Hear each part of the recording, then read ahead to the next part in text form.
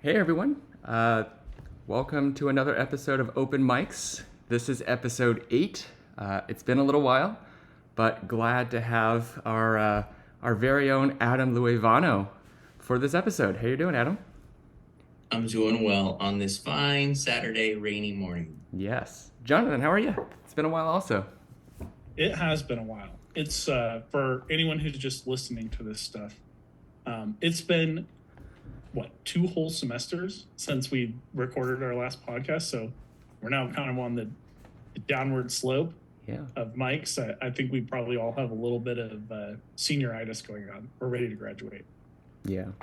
But things here in Colorado are pretty chill. It's cold, definitely not rainy. So yeah, things are good. That's pretty cool. Yeah, it's raining up here in the Bay Area and also windy, which has caused a few of us in the Bay Area to have like power outages. So Zoom classes have been a little challenging for at least some of us. But yeah, we like the rain. We like the rain. It's pretty cool. But anyway, we have Adam. I've had a little history with Adam, but I'm curious, Jonathan, have you had a class with Adam yet?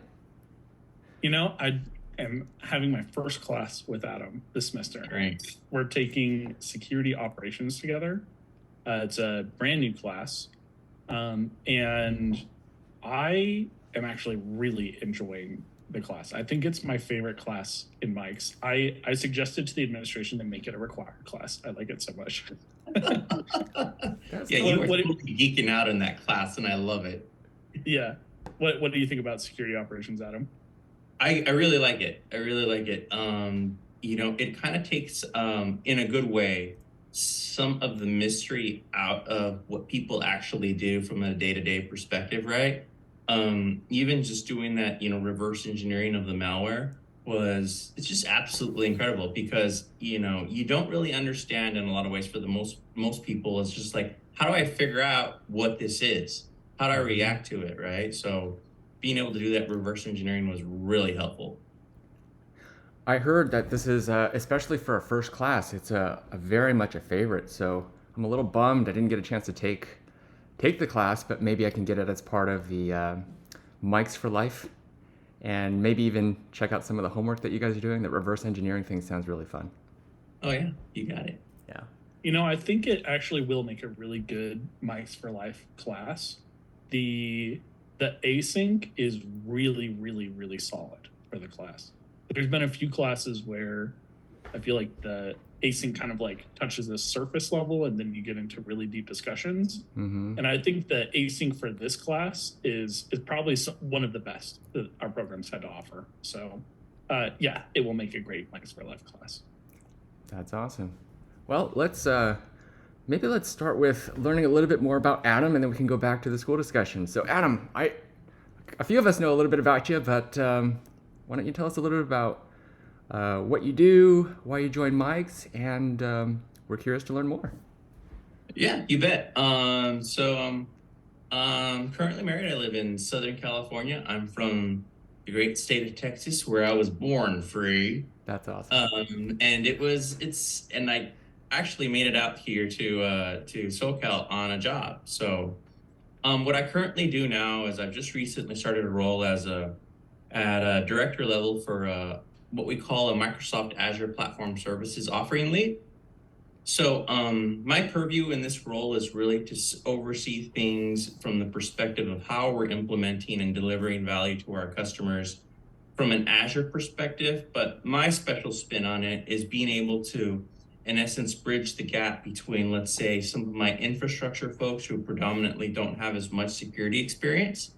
And then now I also have a whole bunch of friends that work in security. So in essence, we're trying to approach all our solution areas from the perspective of, hey, guess what? We're going to start to really look and uncover what kinds of security mechanisms we want to be able to evaluate as we start to move a bunch of resources up into the cloud.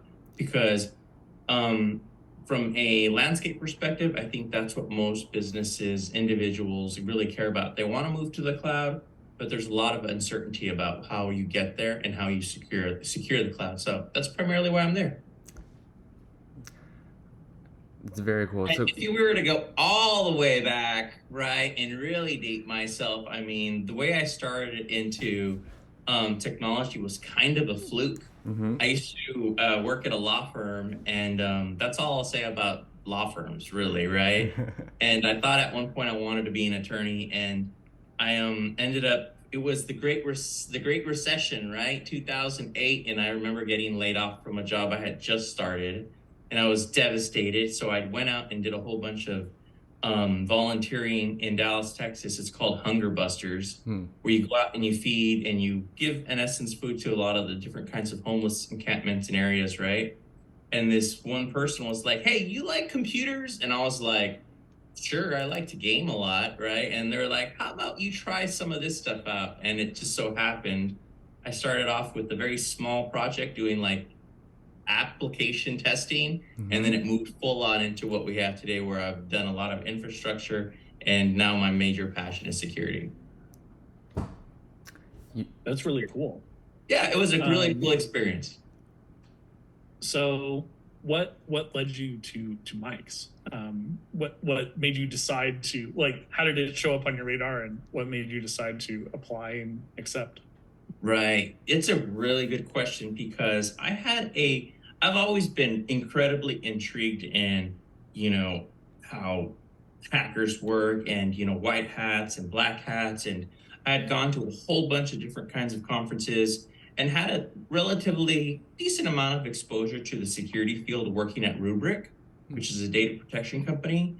But I started to see as a pre-sales engineer when I was doing work for them there, I was like, how can I begin to affect change at the organizational level? How can I get, in short, my customers to really understand what the risk is associated to, let's just say, not having an effective backup strategy, right?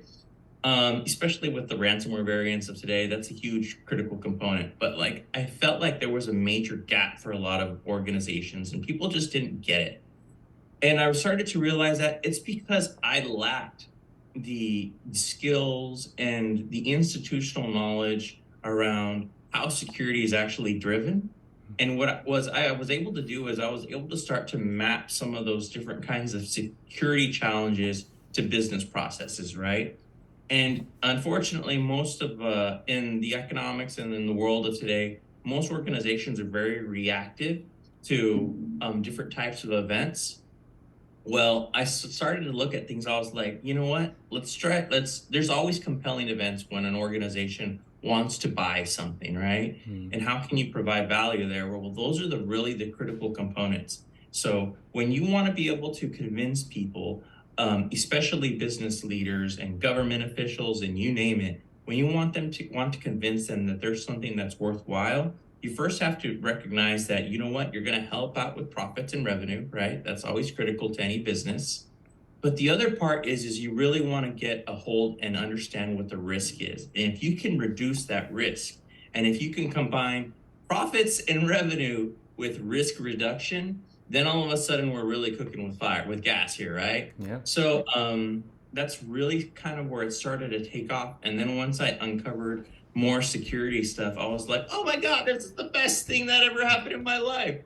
And we'll talk more about some of my other like fun security, hobbies and stuff like that. But that's really what started this whole process. And when I was looking at different schools, I really wanted a school that was had a certain kind of inclusivity, right? Where they were, really involved. And I talked to all the different Mike students, and for whether or not they were all drinking the Kool-Aid, right? And I was just like, I need that Kool-Aid.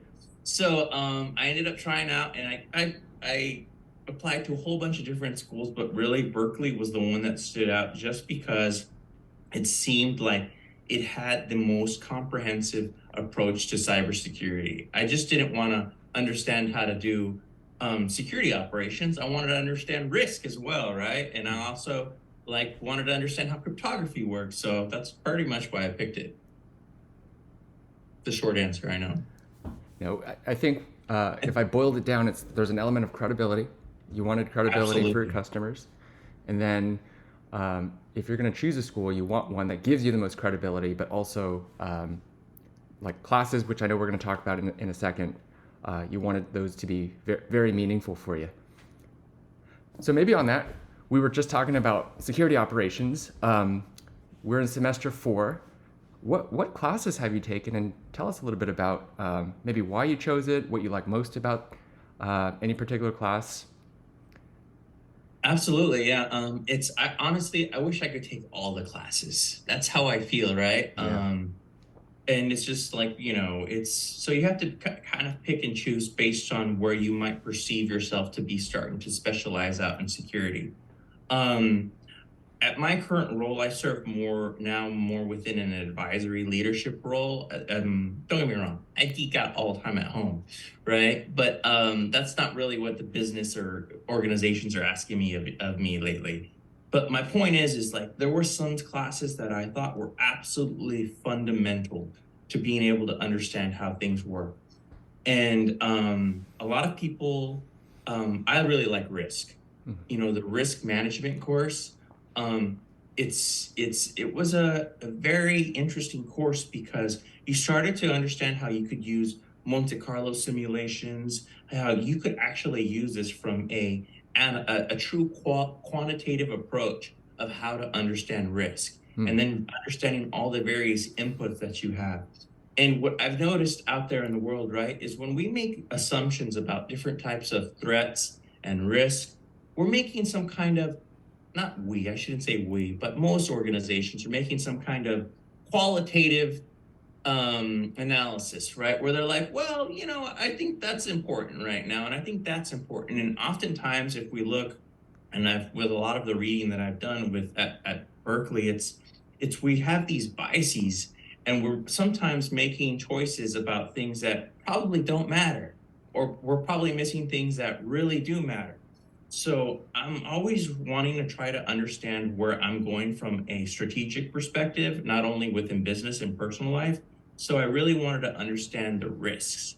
So that was a really important class for me, right? But that's not to be said that there were some incredible technical courses where like cryptography was incredibly difficult for me, as it is for most people, right? Yeah. So the fact that I was able to get through that class gave me a whole sense of new level of confidence, right? I was like, if I can figure that class out, I can do other things, right? I just have to put in the time and practice. So, I mean, if I could have to call out 2 classes right out of the top of my head, those are the ones. Yeah. Cryptography was very. I remember you and I were talking about imposter syndrome when we were taking that class. That's right. No imposter And it syndrome. happens. Yeah, not anymore. Yeah. Not anymore, because you get to earn your stripes, right? And that's just how I feel about it. So, and the interesting thing is, I don't mean to turn this into a pep talk, right? But the interesting thing is when you get to do really hard things that you didn't think you had the ability to do necessarily, or necessarily a right fit, right?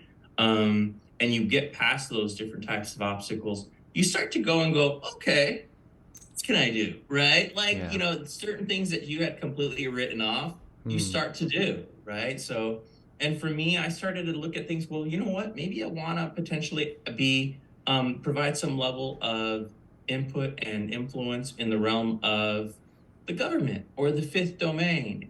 So, what that embarked for me is I decided, you know what? I'm going to join the California State Guard. It's a completely voluntary institution, right? And it provides a great service. And it's really, it's another military aspect of of what we do within this state. And it's been a really good institution for me.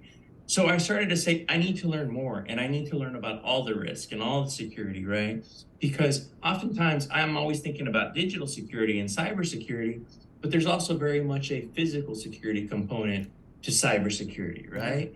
And you start to get to see those different kinds of applications across different spectrums, whether it's within the guard or at work or at Berkeley, right? So what I'm looking for is more of a holistic, comprehensive rounding of what my understanding is as it relates to cybersecurity. So yeah, there you go. That's pretty cool.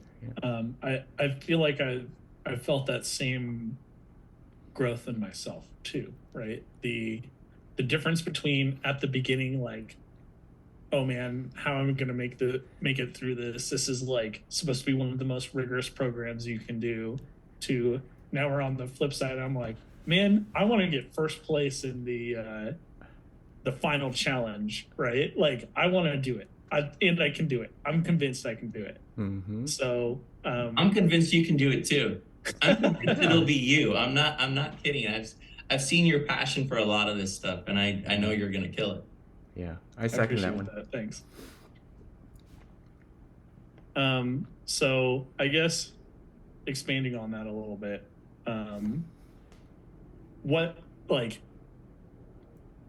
how do you feel that you've grown as a security professional? Like, do you feel like you can take on a lot more of the more technical challenges, the risk, the whole thing? Like, where do you feel like you are today compared to the day before the first day of class? It's a great question, and you know, you ever meet someone and you say, "Oh man, they don't know what they don't know," right? And it's a little scary because it's gonna be there's still gonna be some tumbles there, right? And that's kind of in a sense to where now I understand what it is I don't know. The realm of cybersecurity is so vast and so complex, and it's actually quite beautiful in its complexity. And it's such an interesting challenge just from, at the micro macro level, right? Yeah. So how I feel about, the stuff I know now is now, yes, I do have a holistic view of a lot of things. But what I do understand now is like I'm constantly just literally last night I was going through labs, right? Different kinds of labs in Azure just to understand certain different varying components, right? And you see a lab in there and you're like, well, you know what? There's a whole mechanism for API security, well, for APIs, where organizations are trying to integrate those servers doing APIs. And I was like, time out, time out. I was like, where's the API security component, right? And then I start to go into that documentation too.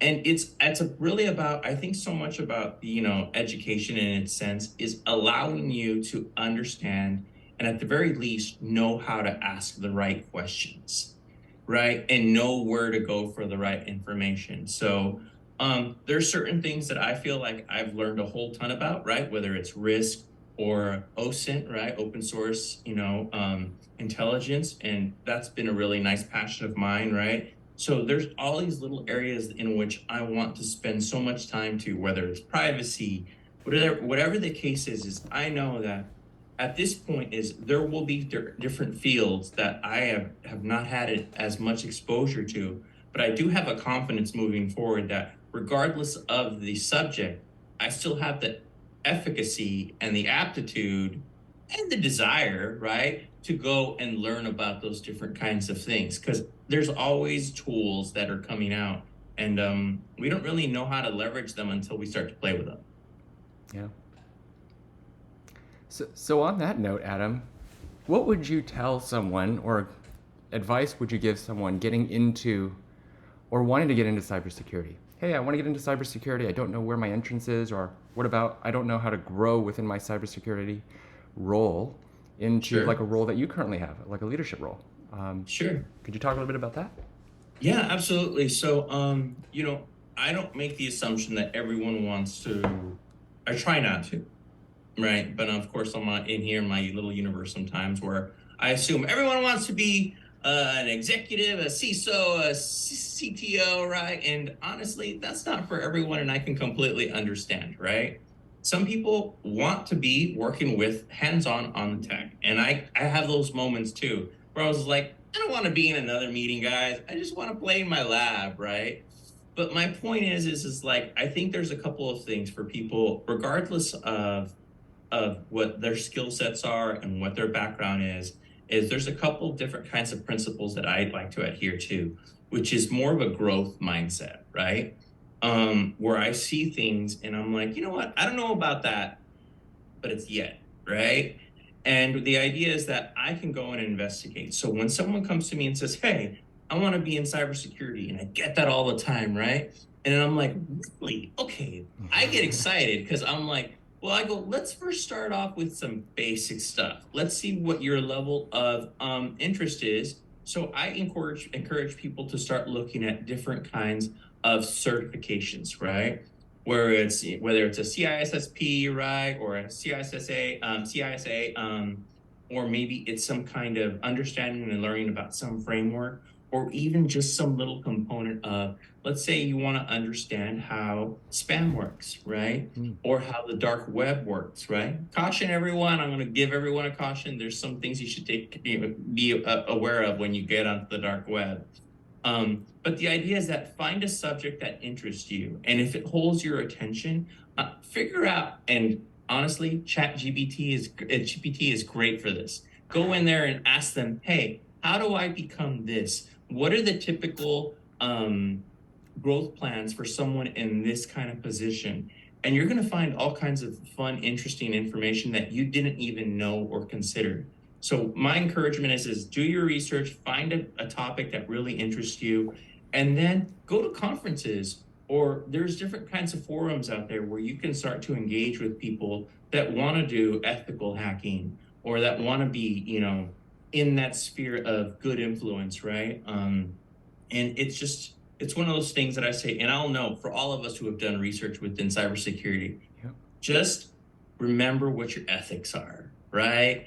Because there's a lot of really dark stuff out there, and do things responsibly. And that has been something that I have held very dear to myself, because there's a lot to lose if you ever lose that credibility, right? Mm-hmm. So those are some of the things that I go into, is when I tell people, hey, you want to be a hacker? I get that. That's great. Let's talk about that. What does that actually mean, right? So those are some of the suggestions I provide someone. And of course, if you don't want to do all that, just go to Berkeley, just join Mike's, because it's super easy to get in and super easy to get through, basically speaking. Yeah, we see some of the battle scars. Yeah. I will say, everyone, before this whole program started, I had hair. I'm just kidding. I did it, but no, it would be a good story. Yeah, that would be funny. So what I'm hearing from that is it's a lot of being able to learn things and wanting to learn things and going out and actually learning the things.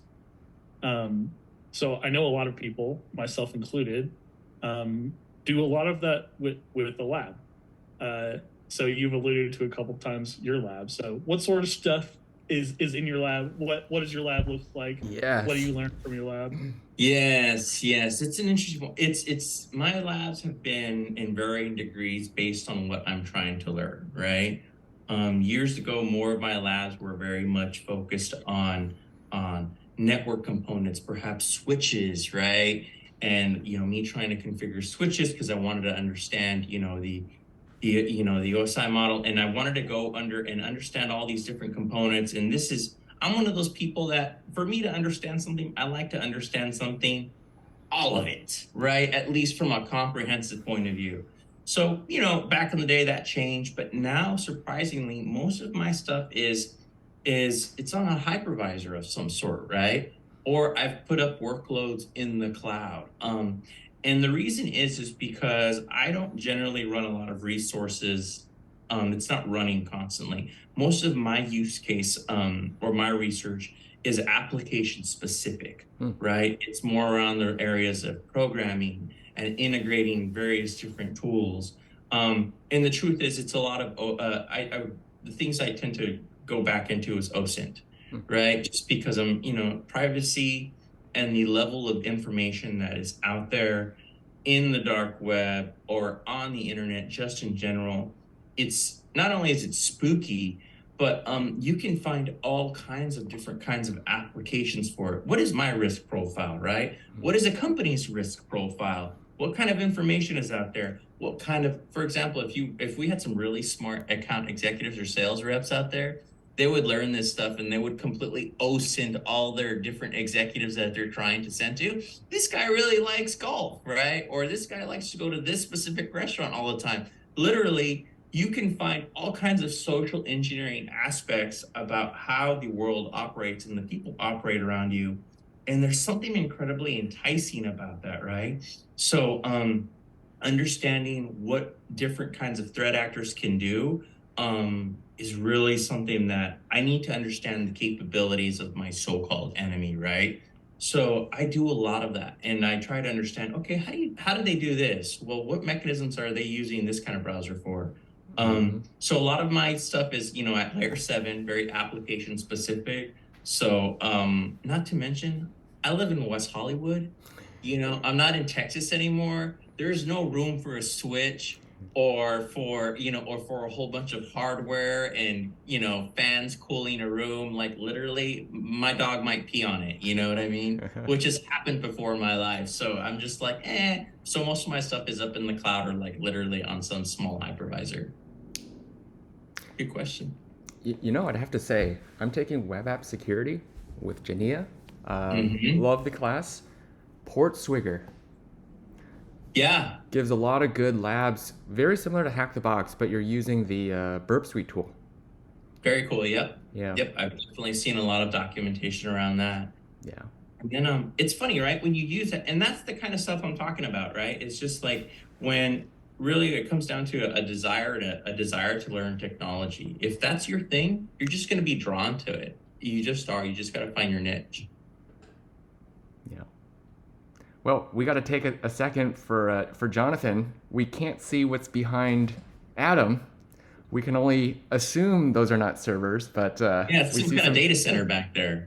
It does look like a little data center back there. Or like a soccer knock, right? Right, right, Yeah. right. I'm curious. Jonathan's got Yeah, quite a what do you got setup. going on there, Jonathan? If he pans the camera just a little bit, I there's a do little have bit. a bit of a setup going on here. So, let's see. I have a poster. So this has changed since episode 7 or whatever. Yeah. So up above me, that's poster of Formula One tracks. That's poster for like the Hackers movie. It's actually like a 3D poster. So if you have those like 3D glasses, it pops out a little bit, which is pretty cool. Yeah, yeah. I have my DEF CON badge from last year, and then like a cool clock with some random circuit boards from the 80s. No idea what they do, but it looks really cool. Yeah. Those like license plates, like that's my my anniversary. And then that's actually my gaming desktop right there. But I also use it for CTFs. I recently upgraded to 64 gigs of RAM on it. Whoa. Nice. Yeah. The DDR4 nowadays is dirt cheap. Cheap. Yeah. So It is. I was like, screw it. We're going to go to 64. I can run all sorts of VMs on this thing. It's going to be great. Yeah. And of course, got ultra wide and stuff on that thing. So it's a pretty badass computer. I guess my lab is actually down in the basement. I bought an old, like, refurbished Dell R something, 720 maybe. Is that one of the pizza boxes? Yes, like, yeah, one of the flat rack servers. And it's probably not the most power efficient thing in the house. That's what I was going to say, Jonathan. I was like, well, I need to check that electric bill a little bit. Whatever. Is it a heater down there also? But it's pretty cool. I run Proxmox on it as a Type 1 hypervisor and then have a few VMs on there. There's a lot of really cool enterprise grade stuff that you can get like in trial mode. So I have like a Windows server trial license, right? So it's a fully licensed Windows server. It's just in trial mode, so it'll expire eventually, and I'll just sign up again on a different email or something. Yep. Right. Let's see. I have a FortiGate down there. That one I do have the enterprise license for it, but because it's such a small FortiGate, it's not too bad. It's like $120 a year, which is like very expensive compared to a normal router, right? Like if you're just doing a home router, that's $100 purchase once. You replace it when Comcast eventually tells you that it doesn't work, right? But this one, FortiGate's like pretty cool. And it's also cool to be able to like practice like enterprise firewall policies without messing up a production firewall. Yep. Sure. Let's see, what other stuff do I have on there? I have a server that is called the Black Pearl, and it's a VM, and it goes out and looks for movies on the internet. There you go. Oh, all right. I'm sure very up and up. Very good. Yes. Black Pearl. of course, only legally. Um, and I have a Plex server down there. That one's its own. That one's like an old desktop computer that I had because it has a graphics card in it for hardware acceleration. So yeah, I got a pretty cool lab going. I have not done anything in the cloud yet, and I definitely have been wanting to try that out. So Adam, what cloud environments are you using for your lab? Of course, Azure. Right. Yeah, it's interesting to note that Avande, the company I work for, is its joint venture with Accenture and Microsoft. So everything is very Accenture and very Microsoft at the same time. So Yeah. The cool thing is I used to work for this company 10 years ago. Great company, right? But now I'm working in a different role, and I'm back, and I get access to everything. Like, there is so much, and it's just part of, I get that access as part. It's one of the key benefits of working there. So yeah, I put stuff up there, and I even have Spot instances up there. So it's really cool because I think that, fortunately, especially if you have a lot of experience working within data center, right? A lot of those skills can transfer very easily to a lot of what's happening within Azure, right? Whether you're using application gateway or you're using load balancers, right? Or you're doing, API security or even sys data security. A lot of that stuff can roll over, and it's really cool how they can, those different kinds of solutions will help you migrate that stuff from one on-prem to into the cloud. So fortunately for me, as I started to move a lot of my stuff from, on-prem is what I consider, right, up into the cloud, it was actually pretty seamless. And the cool part is, if I don't want to use it, I just turn that bad boy off, right? So it is cool like that. I do use Azure. I do have some stuff in AWS as well because I want to be able to. I like to see what other companies are obviously doing, right? I don't have anything in Google though, so. But I mean, hey, I use Google Mail. What can you say? There you go. There you go. I have a funny thing to share.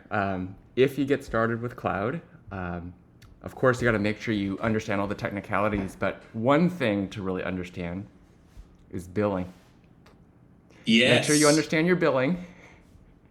Otherwise, you might have a nice early Christmas present. That's right. That's right. And that's a hesitancy, right? Yeah. A lot of, you think you're like, oh yeah, it's not that bad. I've got this set up. So, and then if you pick the wrong configuration. So, fortunately, there are different types of tools now that exist within Azure and within AWS that help merit and model that out for you based on what your current consumption is or what your anticipated workloads are going to be. But there's so much, right? It's like jumping into the ocean and trying to figure out which way to go, So sometimes you need a little bit of help, and there are different kinds of resources out there all the time. Even before I worked at Avande, I did a lot of research, whether it was through like Cloud Academy, right? And I just wanted to understand all the different services and components and service configurations, and that helped me because inevitably, I think that's probably where things are going to end up going, right? Unless there's just some really crazy, compelling event. But either way, if you know a lot of the data center stuff, you're going to have lots of familiarity and you're going to feel comfortable using the tools in the cloud. Yeah, that's really cool. Yeah.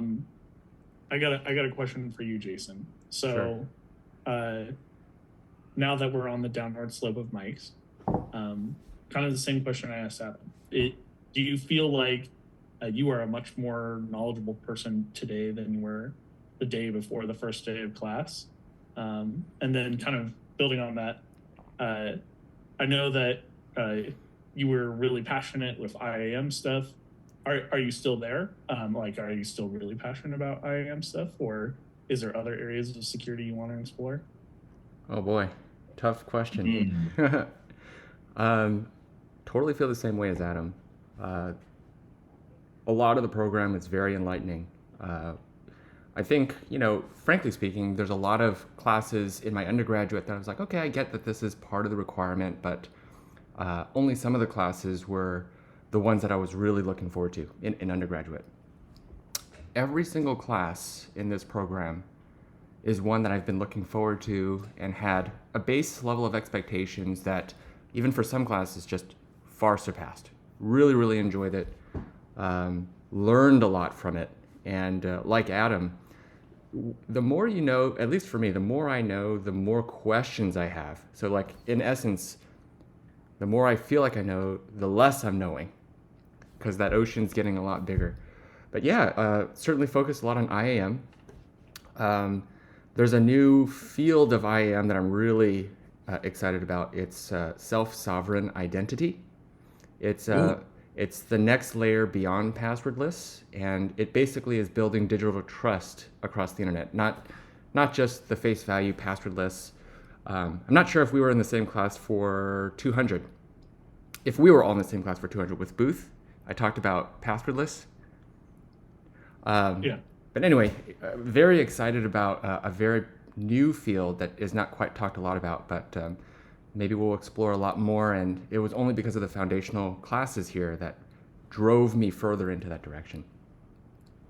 Kind of like it's the concept of being a global citizen, but on a digital wavelength, I think. Is that Totally.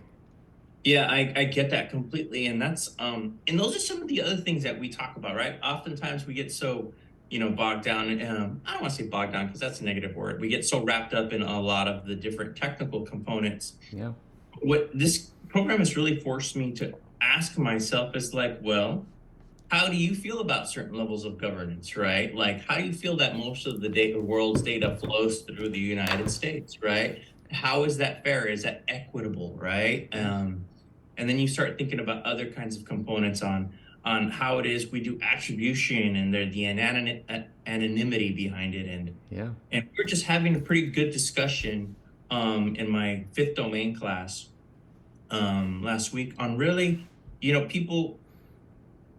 There's a concern out there from the perspective of sometimes people, hey, the dark web is dangerous. What are we going to do about that? Is the threat landscape going to change, and are we going to have to put certain controls in place? Is it possible to put those controls in place, right? Yeah. To which I argue, it's not really plausible right now, right? I mean, not with all the different nodes and all the different kinds of Tor and different tools that people can use to access the dark web. Yep. But the other part is just like freedom of speech, and the ability, and Grace, one of my classmates, and a lot of other people were talking about, a lot of people that are disenfranchised in different kinds of countries, that don't have a voice, that can't get access to information. Perhaps they're journalists, right? They leverage the dark web, right? Or, the deep web, so to speak, to be able to share that information. So there's kind of all these different considerations. And I remember there were times in my life where I thought, and this is always happening, I feel like such a jerk sometimes, where I staunchly believe something, right? And I'm just like, oh, someone asked the question and goes, well, what about these people? Or what about this scenario? And I'm just like, dang it. Okay, let's go back to the drawing board, and we're going to figure this out, right? Because it's so typical. And I get it. Sometimes I get intellectually lazy, and I'll give you a perfect example of what it was. This, how Twitter is no longer going to be providing the SMS MFA authentication for non-paying accounts, right? And, and initially I thought there were, before even doing my due diligence, right, which is something, sometimes it happens, right? Because I'm trying to ingest all this data. And I was like, oh man, I was like, dang it, that sucks. In my mind, I'm like, he's getting rid of MFA. And then I go, but let's be honest, guys. SMS MFA, it's been shown to be incredibly insecure on a lot of different ways, right? Over the last several years, it's been proven.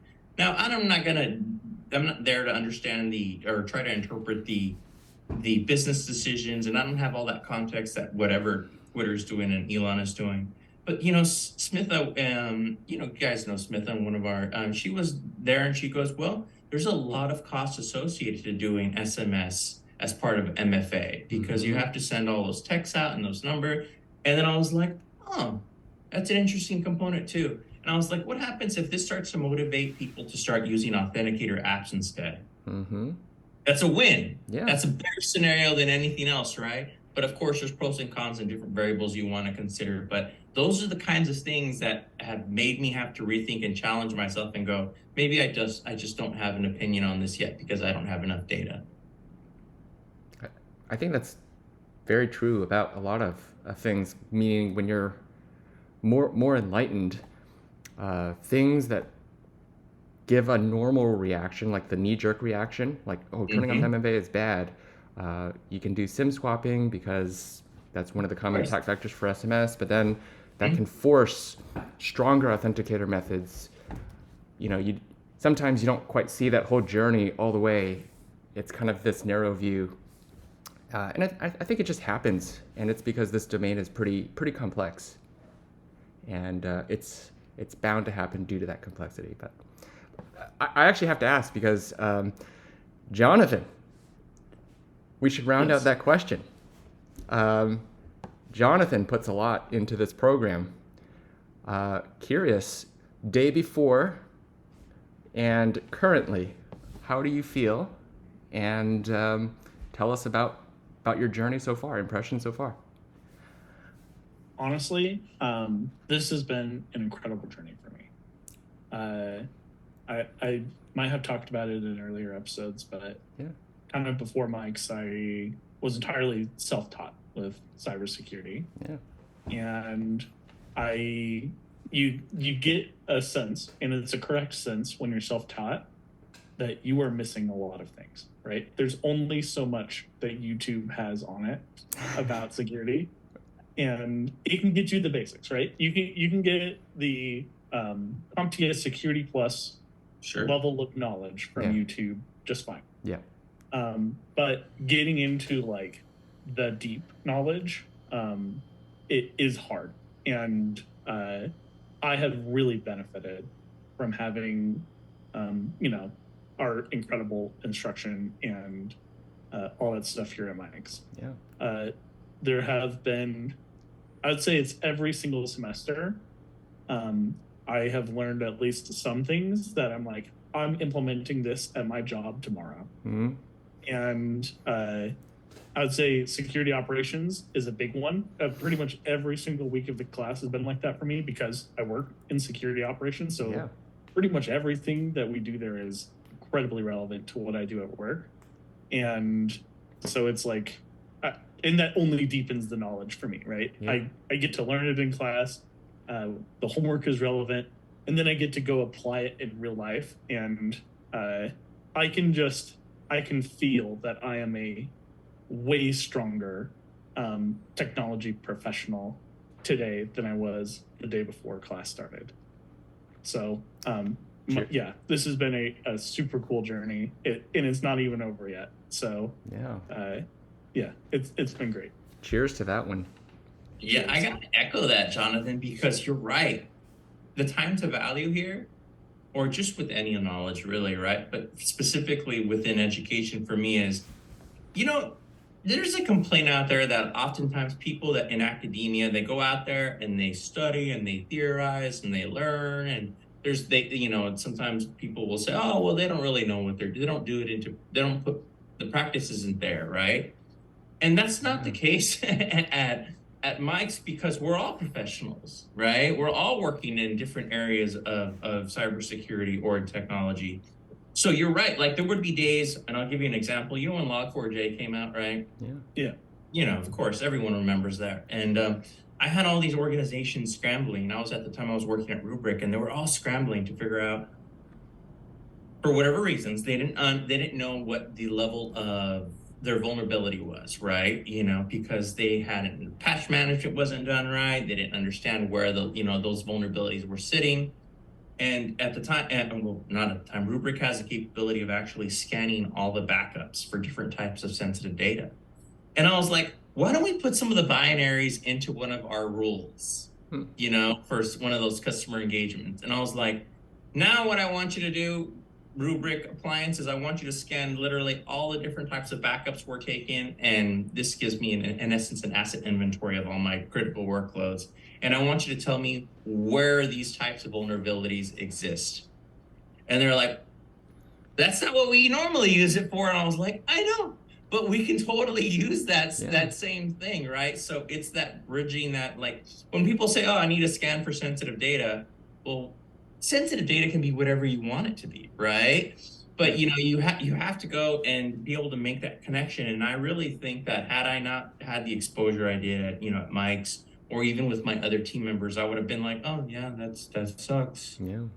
Yeah, that's something we need to look at. But now, in those instances, we're like, no, we can do more with our solution because we need to ask it the right questions.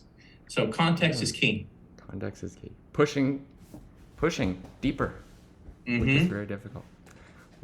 Well, before Jonathan asks his favorite question, are you looking forward to anything finishing this term and then next term before you graduate? I'm looking forward to my I just had a brain fart there. It's not our thesis, it's our Capstone. It's our capstone, right? And I've been like formulating, and I'm not sure if you guys have come up with your ideas for your major capstone, but I think I'm going to do something around chat GPT. And the reason why is because and I'm not going to let out I'll share with you the secret, the secret I have, right? And obviously like in a month or so. But there's a lot of angst, and there's a lot of excitement around, chat GPT. And that's something where I'm looking forward to really getting I'm already using it a lot. I'm already trying to understand the limitations and the accuracy of it, right? And I'm looking forward to being able to leverage some of that solution into my capstone, and how we can directly leverage that kind of, that type of technology into some stuff that we can automate and potentially just make our job a whole lot easier. So that's what I'm looking forward to. I think it'll happen faster than we know it. It will. Yeah. It sure will. So, what is something you are passionate about, either in technology or just in your personal life? And tell us about that a little bit. Yeah, I think for me, what I'm passionate about most is getting the message out, right?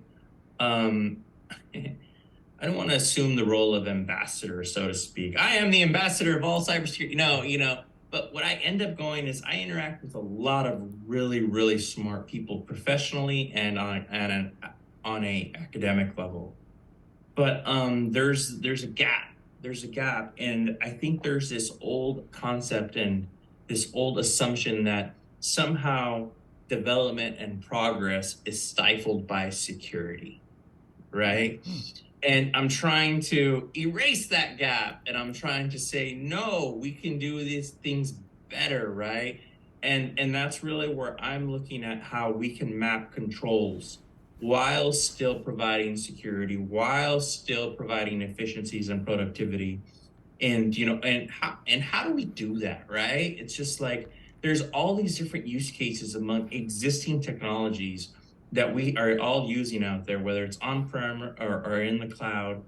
And people aren't thinking, well, why am I not using this subsection of this data set? And not using that to further give insights into what's happening within my organization, right? And this isn't just from the perspective of security. This is from the perspective of optimization, right? And this is where we start to get into the areas of course, machine learning, right? Because we're looking at some of that different kinds of data behavior, and we're trying to have those models be able to be developed so that we can start to make insights into how we can do things better, because the idea is that the information growth is just going to expand even more so and more so and more so. I don't know about you guys, but like I feel oftentimes, if you look at my day, I'm listening to podcasts, I'm reading articles, I'm reading this, I'm doing this, right? I'm trying to do all these things to stay up to date as to what the threat landscape is. But I think there's just really cool ways in which we can bridge infrastructure. That is the people that are trying to keep the lights on and trying to keep, businesses and critical infrastructure going. And then you have security folks who oftentimes feel like they're left out. They're like their redheaded stepchild. Hmm. And it's because people think that, hey, if we bring those guys in, they're going to slow us down. We don't want to impact our growth, right? And I think it's just like, if you look at it that way, you're short selling yourself, because what'll happen is you'll develop something, and some bad actor, for whatever reasons, is going to come in there and they're going to poop all over it, Hmm. And that's the thing that, all that hard work is just going to be, we're going to take several steps back. So I think it's an approach that I go in there, and when I talk to people, whether it's data security or I'm trying to bridge that gap of how it is, how everyone should care, right? And that's going to be, I think, one of the different types of goals that all of us as cybersecurity professionals, we're going to have to really push forward to. Because I'm not sure if you just heard about it, but there was this an article saying that a lot of cybersecurity professionals, especially leaders, are leaving the industry because of the stress and the amount of pressure that they're under, right? Mm-hmm. And this is going to be potentially endemic at some point, right? Where people are just going to get so tired of putting out fires and trying to just spread themselves too thin. So we need to start to get ahead of the game so that we can all get in the boat. And that's kind of like my overall mission. Love it. Very noble. Well, thanks, Adam. Pleasure to speak with you as always. And I hope that as we progress and maybe finish the program, we'll have you on again, see what you're up to, and all the best for the rest of this semester, of course, next semester, and in the future. You as well, guys. Hey, we're all going to stay in touch, and we're all going to do great things, and we're going to do great things together. Thanks for the episode.